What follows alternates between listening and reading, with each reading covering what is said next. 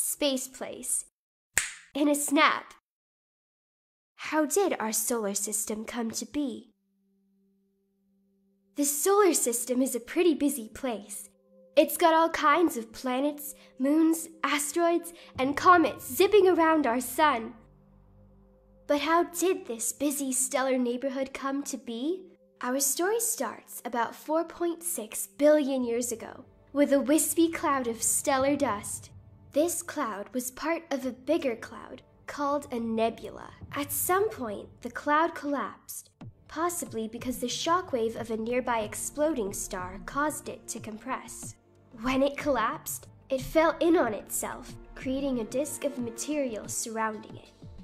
Finally, the pressure caused by the material was so great that hydrogen atoms began to fuse into helium, releasing a tremendous amount of energy. Our sun was born. Even though the sun gobbled up more than 99% of all the stuff in this disk, there was still some material left over. Bits of this material clumped together because of gravity. Big objects collided with bigger objects, forming still bigger objects. Finally, some of these objects became big enough to be spheres. These spheres became planets and dwarf planets. Rocky planets like Earth formed near the sun because icy and gaseous material couldn't survive close to all that heat. Gas and icy stuff collected further away, creating the gas and ice giants.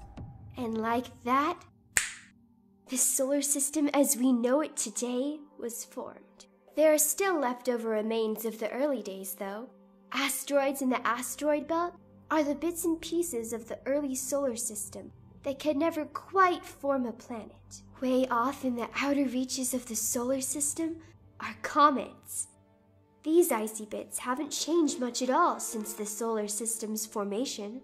In fact, it is the study of asteroids and comets that allows scientists to piece together this whole long story. Brought to you by NASA's Space Place.